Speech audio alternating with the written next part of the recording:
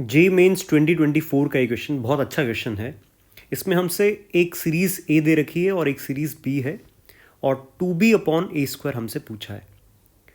तो अगर हम ए की तरफ देखें तो इसमें हमारे पास में 2c2/3 factorial, 3c2/4 factorial, 4c2/5 factorial ये सीरीज़ है। और बी में है 1c0 + 1c1, 2c0, 2c1, 2c2, फिर 3c0 से लेके 3c3।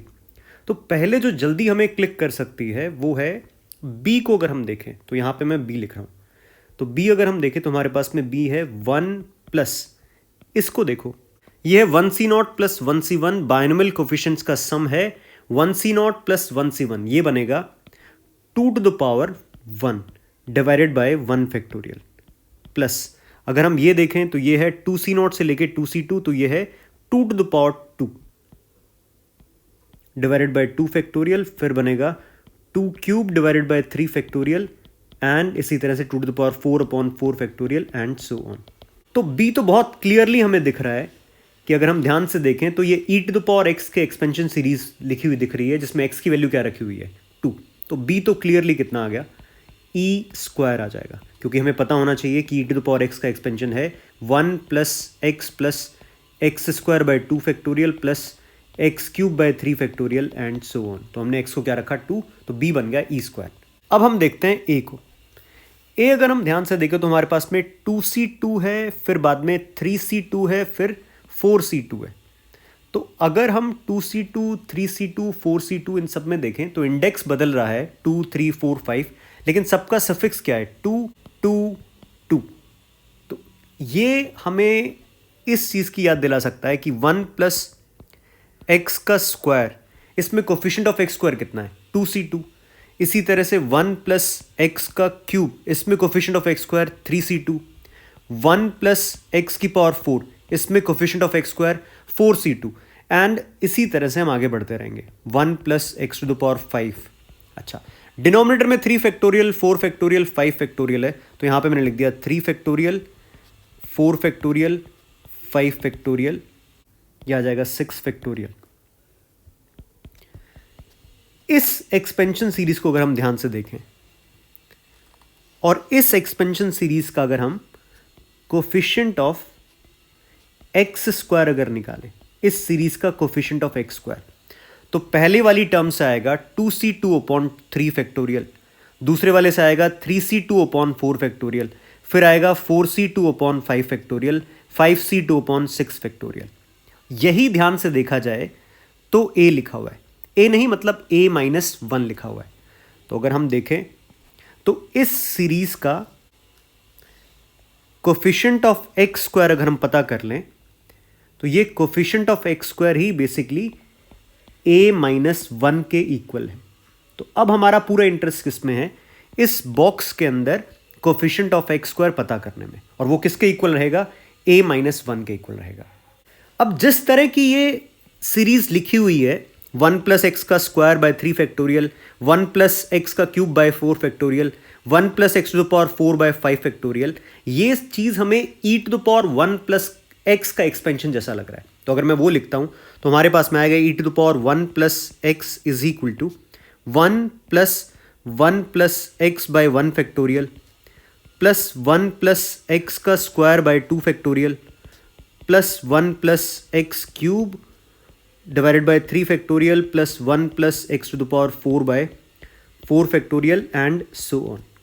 बस इसमें और जो हमारा रेड बॉक्स है उसमें कुछ डिफरेंस है। ध्यान से देखा जाए तो हमारे पास में है 1 + x³ डिवाइडेड बाय 4 फैक्टोरियल, यहाँ पे 1 + x⁴ / 5 फैक्टोरियल, हमारे पास में है 1 + x⁴ / 4 फैक्टोरियल। तो हमें 4 फैक्टोरियल के ऊपर क्या चाहिए 1 + x³, 3 फैक्टोरियल के ऊपर क्या चाहिए 1 + x²। तो अगर हम इस पूरे एक्सप्रेशन में 1 + x से डिवाइड कर दें तो ये बिल्कुल रेड बॉक्स की तरह बन जाएगा। तो अगर मैं इसको डिवाइड करके लिखूं तो मैंने लिखा e⁻1 + x divided by 1 + x = 1/1 + x plus 1/1 factorial plus 1 + x / 2 factorial plus 1 + x² / 3 factorial plus 1 + x³ / 4 factorial and so on. और नेक्स्ट स्टेप में अगर मैं इसको लिख दूं e to the power 1 plus x minus 1 into 1 plus x to the power minus 1 is equal to 1 plus x by 2 factorial plus 1 plus x square by 3 factorial plus 1 plus x cube by 4 factorial and so on. अब अगर ध्यान से देखें तो ये हमारा वही red box है। एक चीज़ हम कह सकते हैं कि सर कुछ टर्म्स इसमें कम ज़्यादा है, पर ध्यान से देखो इस बॉक्स के अंदर कोफिशिएंट ऑफ एक्स स्क्वायर जो आएगा और जो इस बॉक्स के अंदर कोफिशिएंट ऑफ एक्स स्क्वायर आएगा वो सेम होगा। क्यों? क्योंकि 1 में कोई कोफिशिएंट ऑफ एक्स स्क्वायर नहीं है और 1 प्लस एक्स में भी कोफिशिएंट ऑफ एक्स स्क्वायर नहीं है। तो कोफिशिएंट ऑफ एक्स स्क्वायर वाली टर्म्स जो हैं वो दोनों में क्या है? सेम है। इधर और ये क्या है? सेम है। तो इसका मतलब अगर मैं इस बॉक्स के अंदर कोफिशिएंट ऑफ एक्स स्क्वायर पता कर लूं तो वही किसके इक्वल आएगा? a माइनस 1 के इक्वल आएगा। तो इसका मतलब मुझे इस एक्सप्रेशन में कोफिशिएंट ऑफ एक्स स्क्वायर पता करना है और वो किसके इक्वल है? a माइनस 1 के इक्वल है, जिससे हमें a की वैल्यू मिल जाएगी। अब हम क्या करने वाले हैं, इसमें कोफिशिएंट ऑफ एक्स स्क्वायर पता करने की जगह हम यहां पे कोफिशिएंट ऑफ एक्स स्क्वायर पता कर लेंगे। तो सबसे पहले तो मैं e to the power 1 plus x को लिख देता हूं, e into e to the power x minus 1 और 1 प्लस एक्स की पावर माइनस 1। अब मैं दोनों में एक्सपेंशन यूज करता हूं। तो सबसे पहले ई टू द पावर एक्स का एक्सपेंशन मैंने लिखा, ये बनेगा 1 plus x square by 2 factorial. आगे मैं जा नहीं रहा क्योंकि मुझे सिर्फ एक्स स्क्वायर तक का कोफिशिएंट देखना है। इनटू में है, मतलब पहले हमें -1 करना है और फिर इनटू में है 1 प्लस एक्स की पावर -1 का एक्सपेंशन। यह आ जाएगा 1 minus x plus x square. और यहां पे हमें देखना है कोफिशिएंट ऑफ एक्स स्क्वायर। तो इसमें हमें कोफिशिएंट ऑफ एक्स स्क्वायर ढूंढना है। तो इसको मैंने लिखा e minus 1 plus E x plus E x square by 2 factorial into में है 1 minus x plus x square.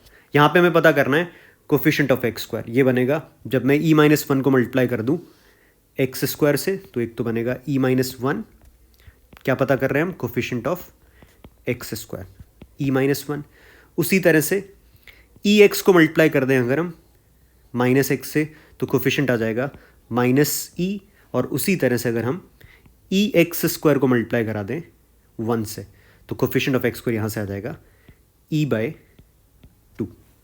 ये बन जाएगा e बाय 2 माइनस 1। तो कोफिशिएंट ऑफ एक्स स्क्वायर है e बाय 2 माइनस 1 और यही हमारा a माइनस 1 भी है। तो इसका मतलब हमें समझ में आ गया कि a माइनस 1 कितना है, e बाय 2 माइनस 1, a कितना आ गया? e by 2। तो a हमारे पास में आ चुका है और b हम ऑलरेडी पता कर चुके हैं। b कितना है हमारे पास में?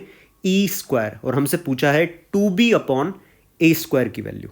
तो हमसे क्वेश्चन में पूछी है 2b अपॉन a स्क्वायर की वैल्यू। b कितना है? e square. तो ये बनेगा 2e square divided by a square कितना है? e square by 4। ये बन जाएगा 8। तो ये इसका आंसर है। तो आंसर रहेगा इस क्वेश्चन का 8। तो मेरे हिसाब से जेईई मेंस के लेवल पे बहुत अच्छा क्वेश्चन है ये।